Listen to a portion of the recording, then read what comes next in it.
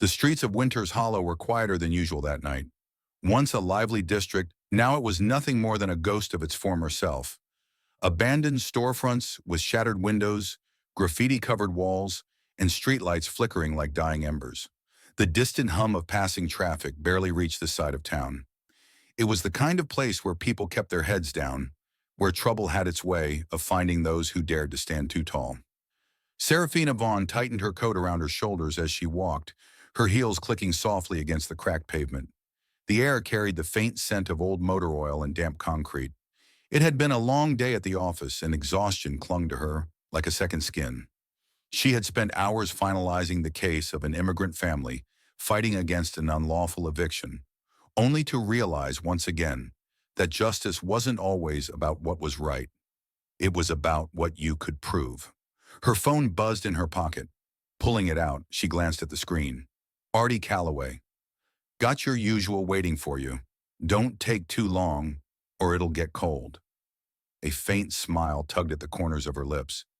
Artie had been running Calloway's Brew for as long as she could remember. It was a modest cafe nestled between an old bookstore and a pawn shop, and somehow, despite the decay creeping into Winter's Hollow, it had survived. She quickened her pace. As she turned onto an emptier street, her pulse instinctively slowed. There was an eerie stillness in the air. She wasn't scared. She had walked this path countless times before. But something about tonight felt different. Then she heard it, the low growl of an engine rolling up beside her. A patrol car. It moved at a deliberate pace, keeping time with her steps. Her stomach knotted, but she forced herself to keep walking. Then it stopped. The driver's door creaked open, followed by the sound of boots hitting the pavement. "Hey!" a voice called out. "Hold up!" Sarah turned, keeping her expression neutral. A tall figure stepped into the dim glow of the streetlight. Raymond Kessler. Even in the uneven light, she could see the smirk tugging at his lips, the kind that made her skin crawl. She had seen his name before, buried in reports of misconduct, excessive force, complaints that never seemed to stick. He tilted his head, arms crossed. "Didn't expect to see you around here this late. What's the rush?" Sarah kept her voice steady. "I live nearby." Kessler let out a slow whistle. "That so?" He gestured vaguely down the street. "Funny. Didn't think this was your kind of neighborhood." Her grip on her phone tightened. She knew this game. Kessler wasn't here to ask questions. He was here to make a point. "Can I see some ID?" he asked casually, though his stance was anything but. Sarah raised an eyebrow. "Did I do something wrong?" Kessler's smirk deepened. "Just a routine stop. You fit a description." She let out a slow breath. "What description?" He shrugged. "Don't get all jumpy. Just show me your ID, and we'll be done here." Sarah didn't move. "You and I both know you don't have a reason to ask me that." The air between them thickened. His smile faded, replaced by something colder, sharper. "That's so?" His voice was softer now, but the threat in it was unmistakable. Then, without warning, he stepped closer, reaching for her wrist.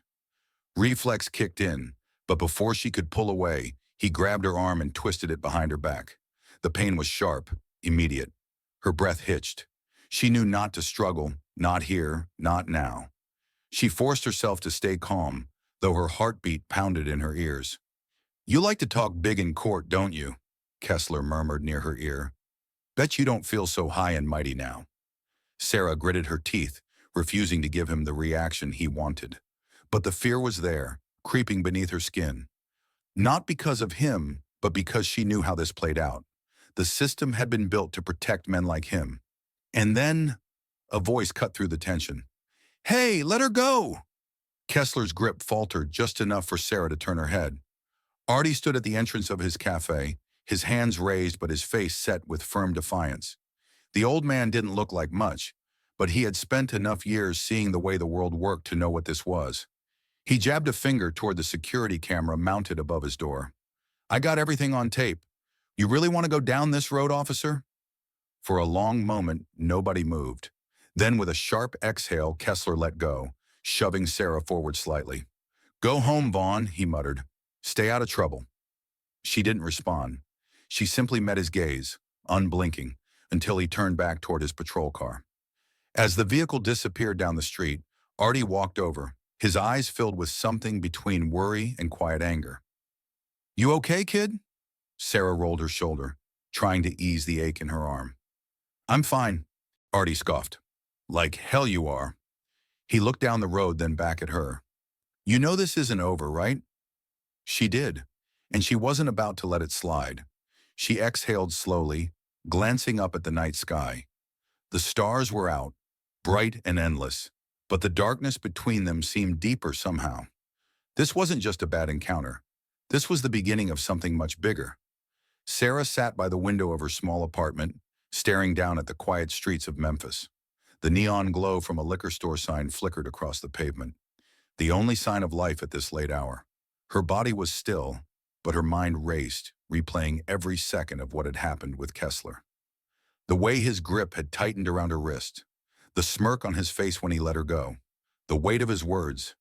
She had spent years fighting cases of police misconduct, standing up in courtrooms, presenting evidence, speaking out for those who had no voice.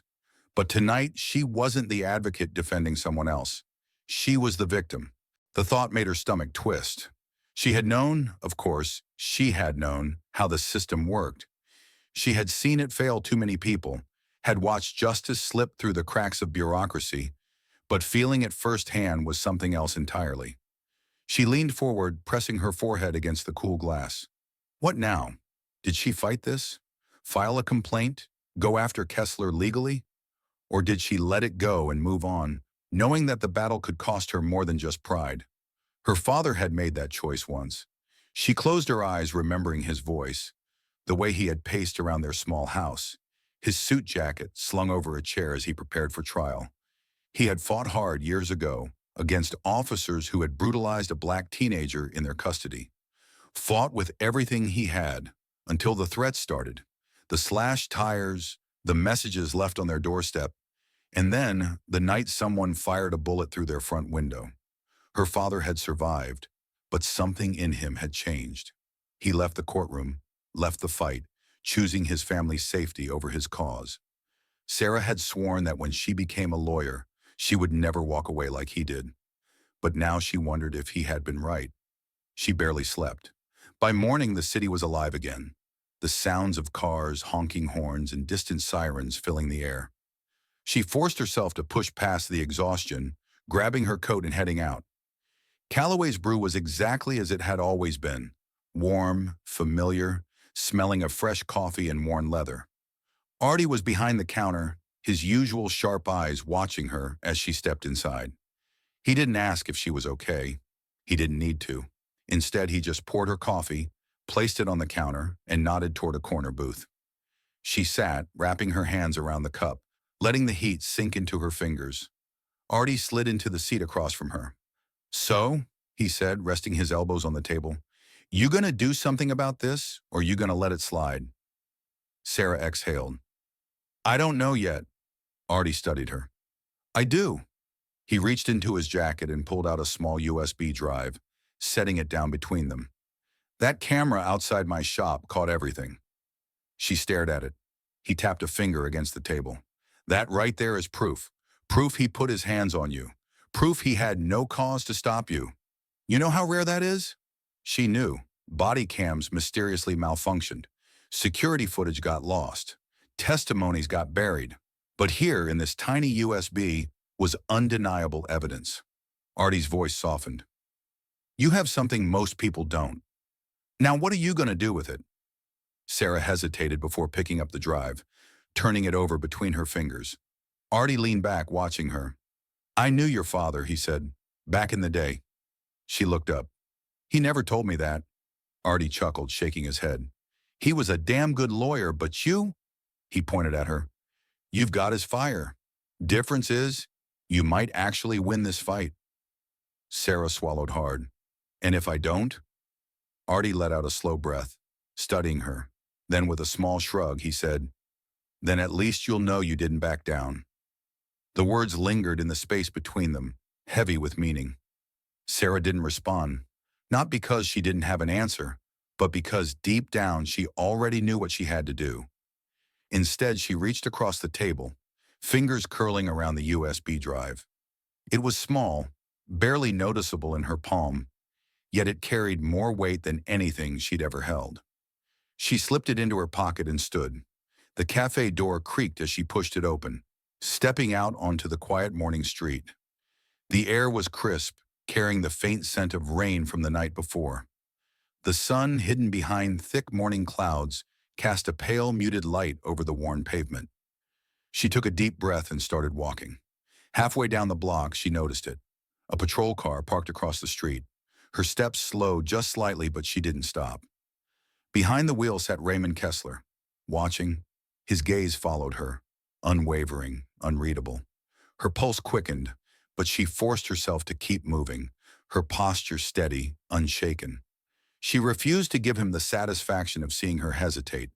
Then her phone buzzed. She pulled it from her pocket. No caller ID. A text message. Know when to stop. Sarah exhaled slowly, gripping the phone tighter. She stood at a crossroads.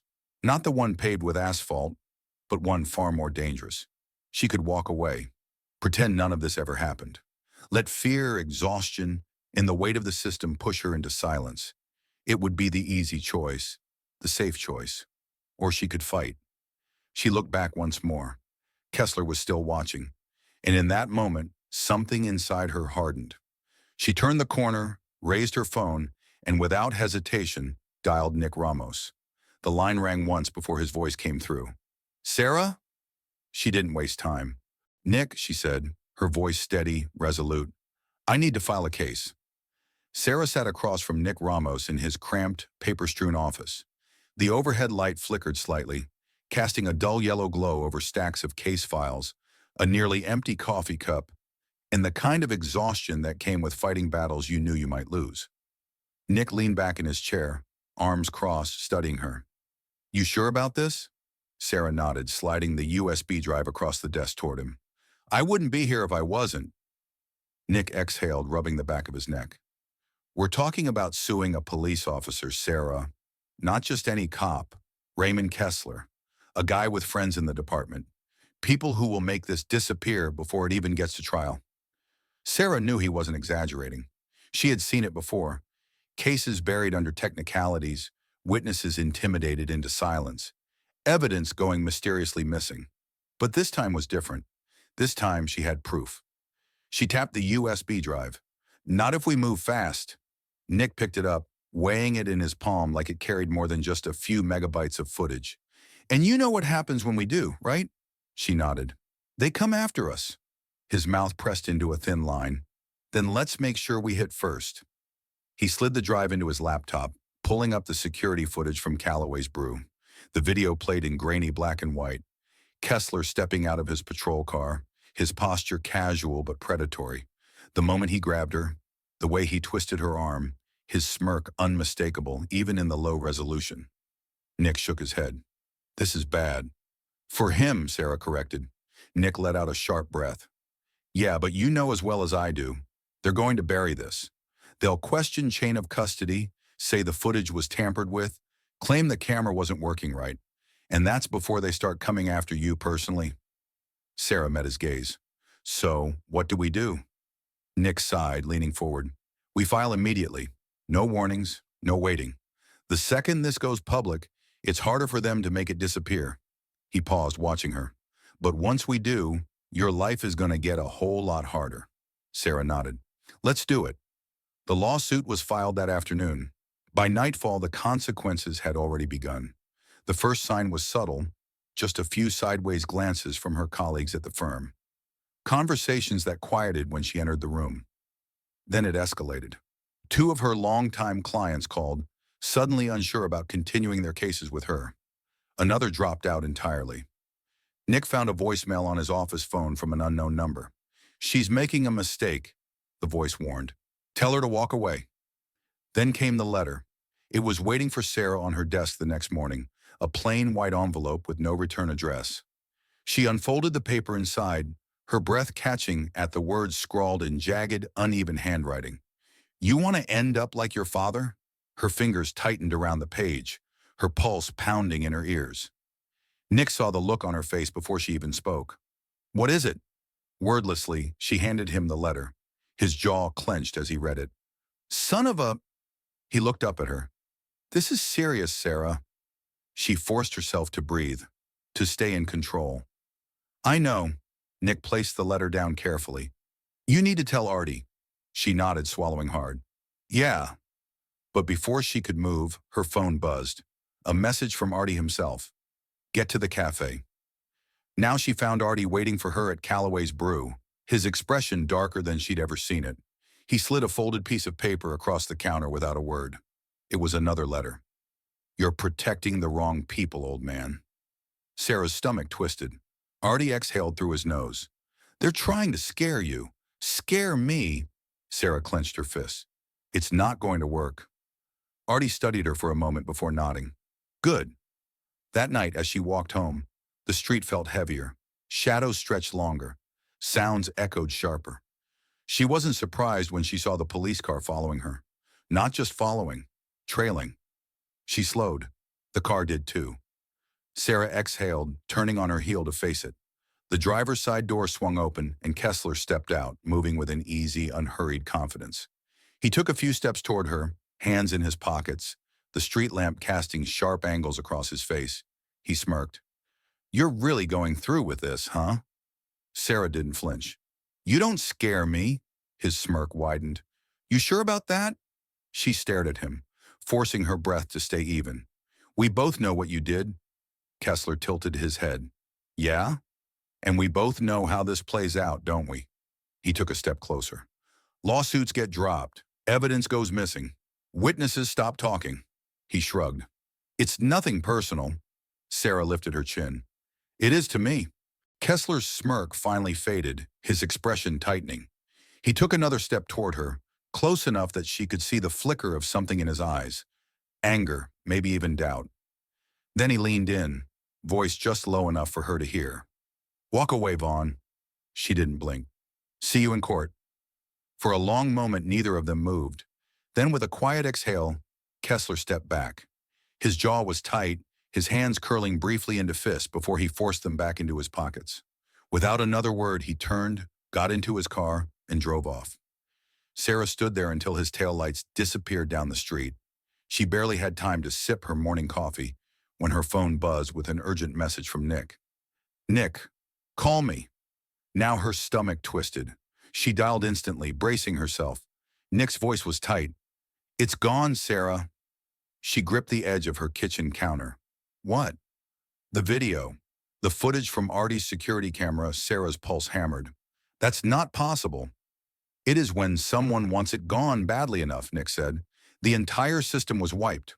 Whoever did it knew exactly what they were doing. Sarah felt the air leave her lungs. That video had been their strongest evidence. Without it, the case wasn't just weak. It was barely standing. I'm heading to Artie's now, she said. Nick sighed. I'll meet you there. Artie's face was a storm cloud when Sarah walked into Calloway's Brew. He was standing behind the counter, arms crossed, his jaw clenched. He didn't even have to say it. She could see it in his eyes. They were here, he said before she could ask. They took everything. Sarah inhaled sharply. When? Last night, after I closed up. They didn't break in, must have had a key, or someone inside helped them. She ran a hand through her hair, frustration bubbling. Can we recover it? Artie shook his head. Whoever did this wasn't some rookie. They scrubbed the whole damn system. No backups, no cloud storage, nothing. Nick leaned against the counter. This wasn't just about erasing evidence. It was a message. Sarah clenched her fists. She could hear Kessler's voice in her head, his smug certainty, his quiet warnings. Walk away, Vaughn. Artie exhaled. So what now? Sarah swallowed hard. We find another way. Back at the office, Sarah slumped into the chair opposite Nick's desk. The case files in front of them suddenly felt heavier. No video means no slam dunk, Nick muttered, rubbing his temples. Sarah nodded. We still have my testimony, and the fact that the footage was erased, that proves they're hiding something. Nick gave her a flat look. We both know how that'll play out. They'll say the system crashed, that Artie's camera was faulty. It'll be our word against theirs. And without hard evidence? Sarah leaned back, exhaling through her nose. She knew where this was going. Nick folded his hands. We need a witness. She let out a dry laugh. Oh, sure, because people are just lining up to testify against a cop. Nick tapped his fingers against his desk. Not just any witness. We need someone who knows Kessler, someone who's seen his corruption firsthand. Sarah frowned, thinking. Then it hit her. Jordan Hayes, a former officer, someone who had worked alongside Kessler before resigning under murky circumstances. She had heard his name in whispers, the kind that carried unspoken truths. She sat up. I think I know someone. It took 3 calls and a drive across town, but Sarah finally tracked Jordan down to a rundown bar just outside the city. She found him nursing a drink in a dimly lit booth, eyes shadowed, posture guarded. He looked up as she slid into the seat across from him. I know who you are, he said before she could speak. And I know why you're here. Sarah folded her hands. Then you know I need your help. Jordan let out a dry chuckle. Help? You don't want my help, lady. You want me to sign my own death sentence. She met his gaze. You used to be one of them. What changed? His jaw tensed. I opened my damn eyes. He took a sip of his drink. I saw things I couldn't unsee. Kessler, guys like him, they don't just abuse power. They are power, and they don't take kindly to betrayal. Sarah leaned forward. You left the force. That means something. Jordan scoffed. It means I knew when to get out before they made me disappear. She didn't break eye contact. And yet, here you are, drinking in a bar, looking over your shoulder, still running from them. Doesn't seem like you really got out, Jordan. He flinched slightly, but his expression remained hard. Sarah pressed on.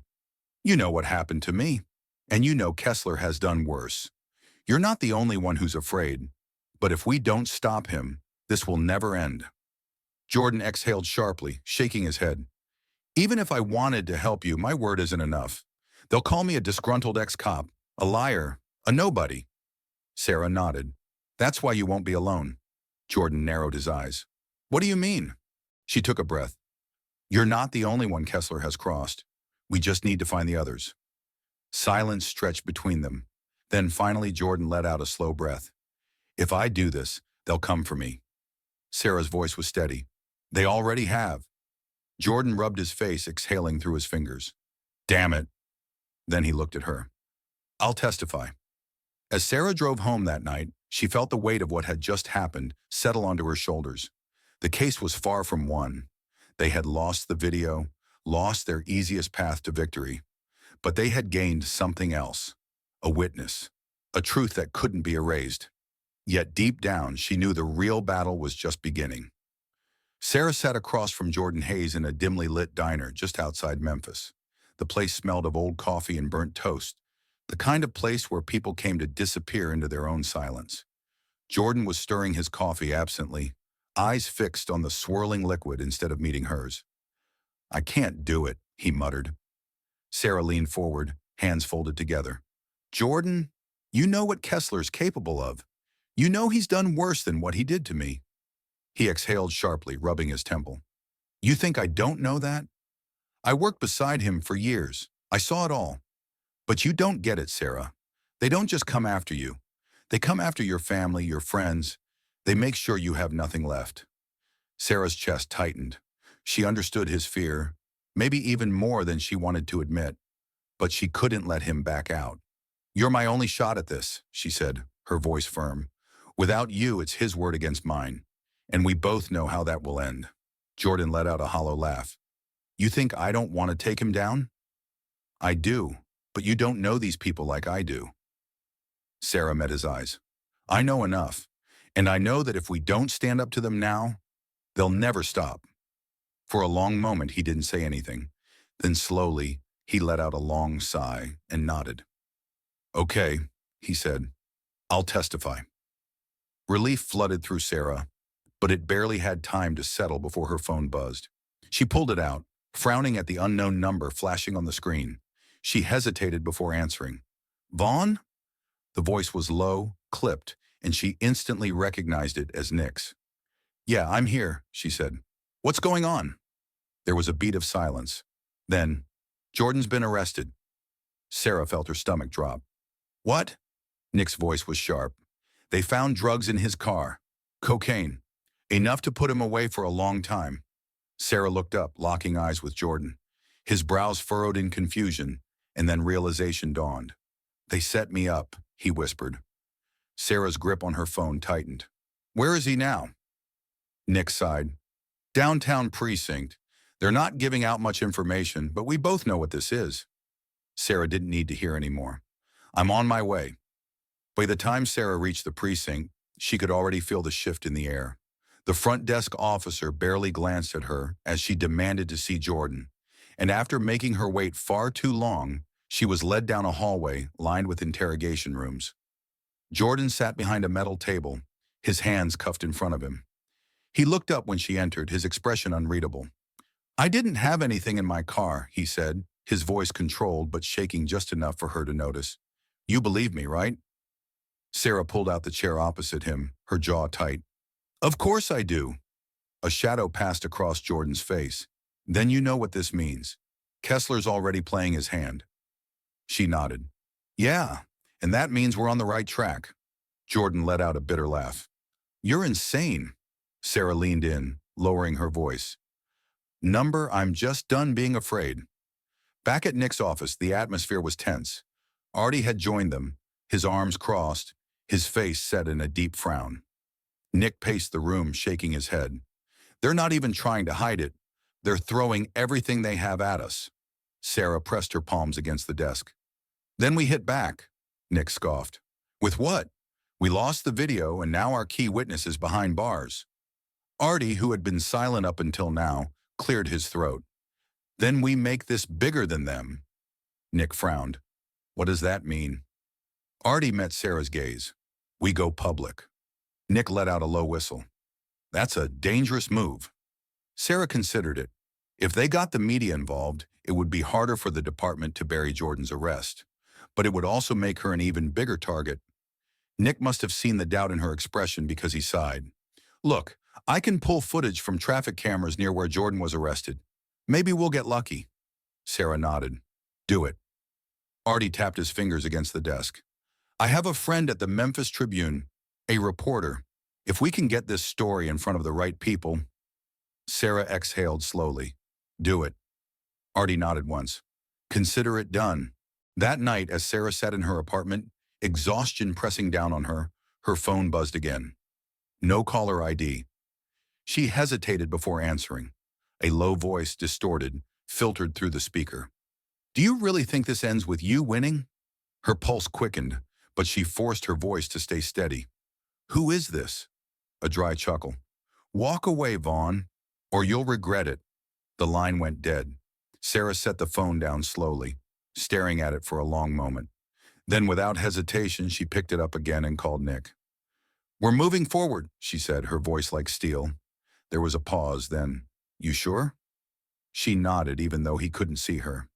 Yeah, she said. I'm sure. Because if Kessler thought this was over, he had no idea who he was up against. Sarah sat in the dim glow of her apartment, her laptop open in front of her. The cursor blinked on an unsent email, addressed to a journalist at the Memphis Tribune. Her finger hovered over the touchpad. Once she hit send, there was no going back. She exhaled sharply. The weight of the past few days pressed against her ribs.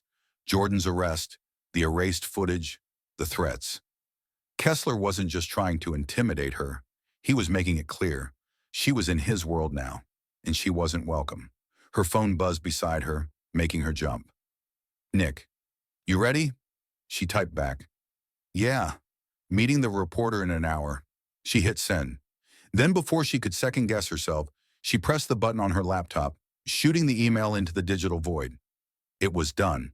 She grabbed her coat, stuffed her laptop into her bag, and headed for the door. But as she reached for the handle, a noise, a faint creak, barely audible. Her pulse spiked. She turned her head slowly, scanning the darkened corners of her apartment. Nothing looked out of place. The locks were still engaged. Maybe she was imagining things. Then she saw it, the silhouette, a shadow against the dim light of the window. Someone was inside her apartment. Adrenaline slammed through her. Before she could react, the figure lunged.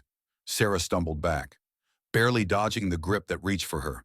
She spun on her heel, darting for the kitchen. She needed a weapon, anything, but the intruder was fast.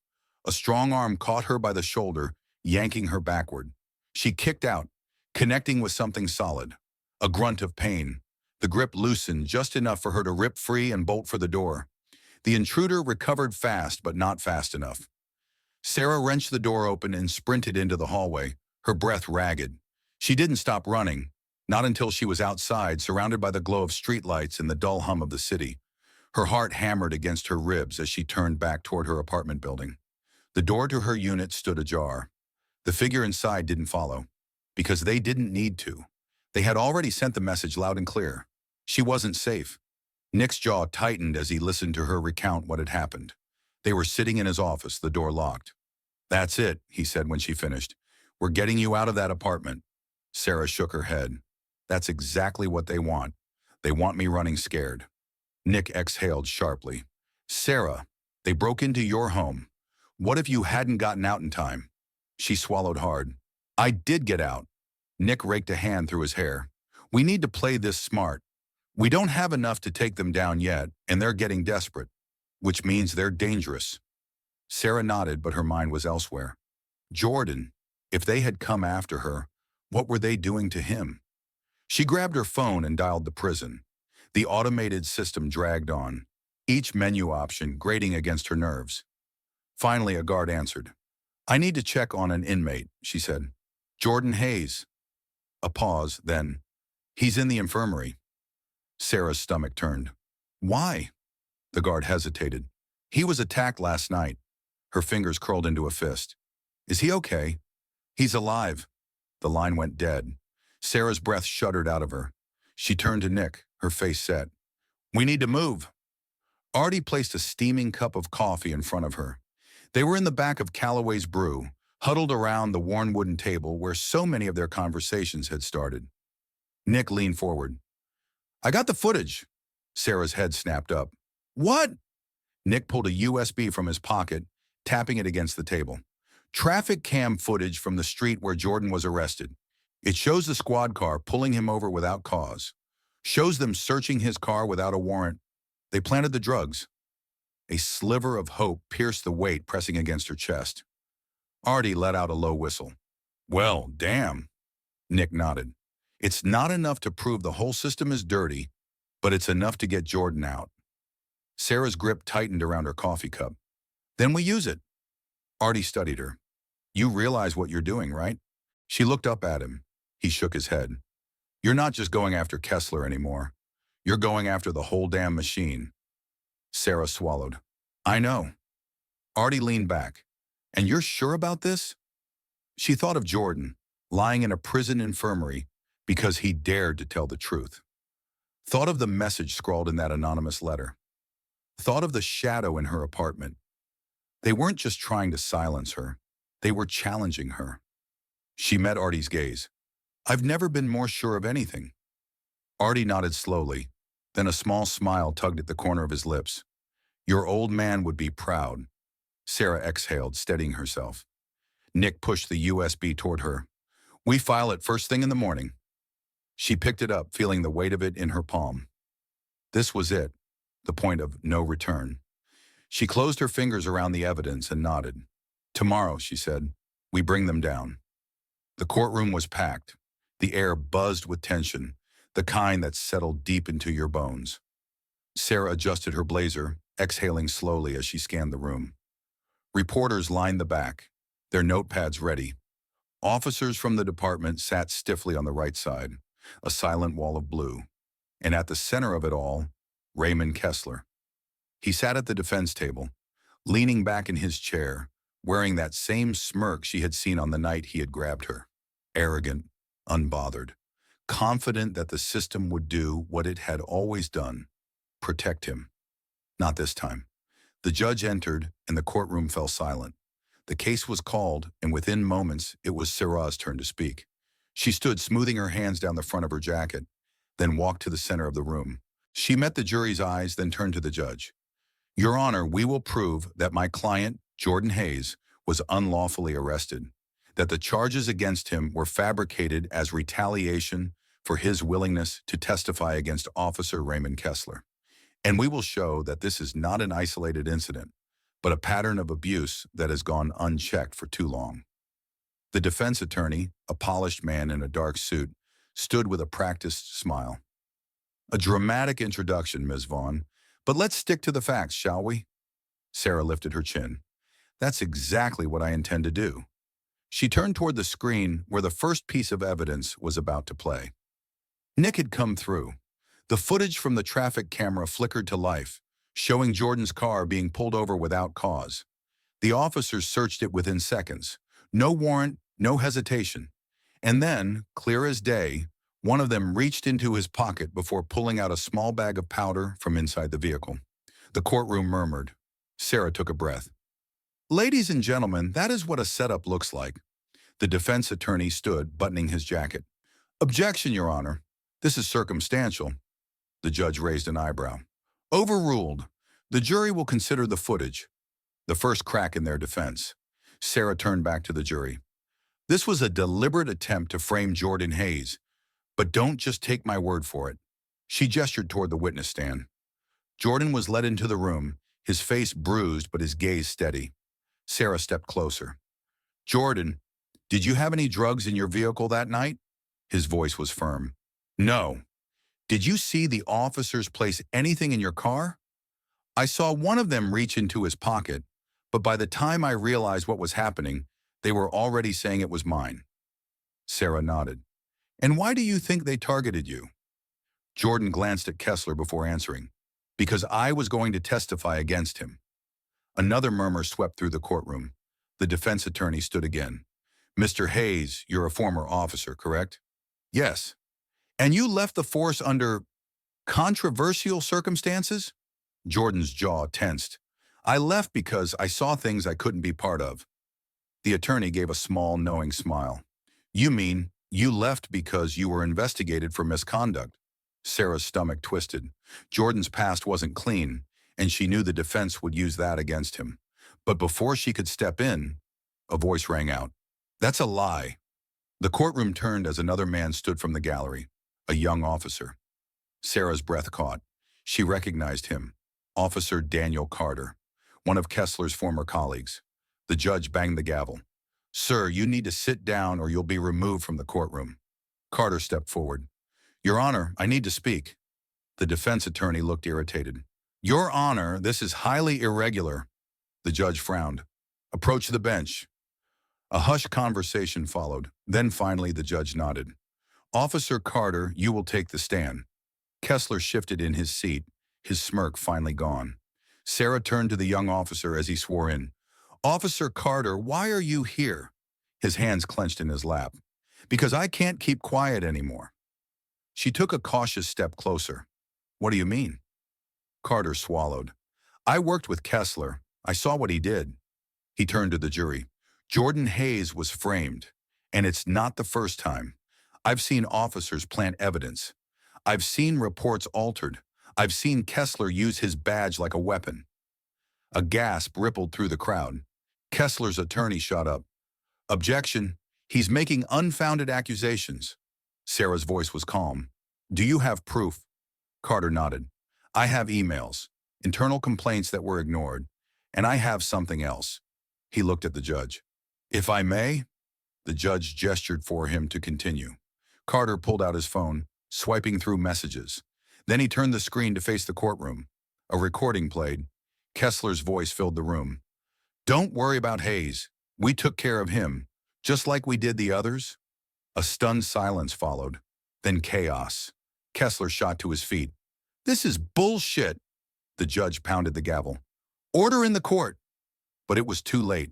The damage was done. Sarah turned to Kessler, meeting his furious gaze. The system can't protect you forever, Kessler. The jury exchanged looks.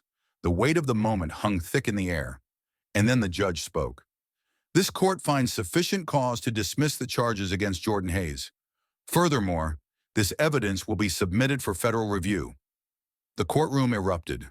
Kessler was still standing, his face red with fury, but the smirk was gone. He had lost. A week had passed since the trial, but the city was still buzzing. The case had made headlines, sparking conversations that stretched beyond Memphis. People weren't just talking about Jordan Hayes. They were talking about all the Jordan Hayeses, those who had been framed, silenced, buried under the weight of a system designed to protect itself. Sarah sat at a small table in Calloway's Brew, stirring a cup of coffee that had long gone cold. The newspaper in front of her bore the headline, "Corrupt Officer Under Investigation. Justice System Under Fire." It should have felt like victory, but as she read the words, she knew the battle was far from over. Jordan was free. That mattered. But he was also leaving. She had met him at the bus station that morning. "I can't stay here," he had said, his duffel bag slung over his shoulder. "Even with the truth out, I'm always going to be a target." Sarah had nodded, understanding. "Where will you go?" He had shrugged. "Somewhere quiet. Somewhere no one knows my name." She had struggled to find the right words, but Jordan had smiled. "Just a little." "I'm grateful," he had said. "I know how this could have ended, and I know that not everyone gets a second chance." She had watched him board the bus, his figure growing smaller as it pulled away. Now, sitting in the cafe, she felt the weight of it all settle over her. She had won this fight, but how many others had been lost? How many were still waiting for their day in court, if that day ever came? She exhaled, folding the newspaper and pushing it aside. Kessler sat in the hallway outside the courtroom, his hands clasped, his face drawn and tired. Gone was the arrogant smirk, the unshakable confidence. The world had shifted beneath him, and he was still scrambling to find his footing. Sarah walked up, stopping just in front of him. He looked up, meeting her eyes, and let out a low chuckle. "You think you changed anything?" he asked. His voice was hoarse, edged with something she couldn't quite place. Bitterness, maybe, or just exhaustion. Sarah tilted her head. "No," she said honestly, "but I started something." Kessler's lips pressed together. He shook his head. "You're naive." "Maybe," she admitted, "but I'm still standing, and you're not." Something flickered in his gaze, an acknowledgement, however grudging, that she had beaten him. She turned, walking away without another word. Behind her, the doors to the courtroom opened, and Kessler was called inside. The investigation into his misconduct was only beginning. Calloway's Brew was quieter than usual that evening. Artie was behind the counter, wiping it down with slow, deliberate movements. "You closing early?" Sarah asked as she approached. Artie let out a small huff. "Nah, I'm closing for good." Sarah frowned. "What? Why?" Artie set the rag down and leaned against the counter. "I've been at this too long, kid. It's time." A pang of sadness hit her. Calloway's Brew had been more than just a cafe. It had been a refuge, a place where people like her, people fighting the fight, could regroup, recharge. Artie must have seen the look on her face because he chuckled. "Don't get all sentimental on me. I'm not dying. Just retiring." She smiled, though it was tinged with sadness. "Still, it won't be the same without you here." He studied her for a moment, then nodded toward the empty seat across the counter. She slid into it. "You did it," he said. "You did what your father tried to do." Sarah swallowed. "He never won." Artie gave her a knowing look. "Neither did you." "Not really, but that's not the point, is it?" She shook her head. "Number it wasn't. The fight never ended. But that didn't mean you stopped fighting." Nick found her later that night, standing at the edge of Winters Hollow, looking down the street where it had all begun. The streetlights cast long shadows, stretching over the pavement like reaching fingers. Nick shoved his hands into his pockets. "Hell of a week." Sarah let out a dry laugh. "That's one way to put it." He rocked on his heels for a moment before speaking again. "I got a call from an old friend. Runs a legal advocacy group out in D.C. They're looking for people like you, people who aren't afraid to push back." Sarah glanced at him. "You trying to get rid of me, Ramos?" Nick smirked. "Nah, just saying. If you're looking for the next fight, I know where you can find it." Sarah turned back toward the street. The city stretched before her, full of noise, chaos, and a justice system that still had too many cracks to count. She wasn't ready to leave, not yet, but she knew this was just the beginning. She took a deep breath, the cool night air filling her lungs. For the first time in a long time, she didn't feel afraid. She felt ready. Justice isn't just about winning a case. It's about standing up when the system tells you to sit down. Serafina Vaughn didn't set out to change the world, but she refused to let fear dictate her choices. The battle she fought wasn't just hers. It was for every voice silenced by corruption, every truth buried beneath power. So what does justice really mean? Is it a verdict, a headline, or the simple act of refusing to back down? Let us know what you think in the comments below. And if you want more stories like this, don't forget to subscribe, because the fight for truth never ends.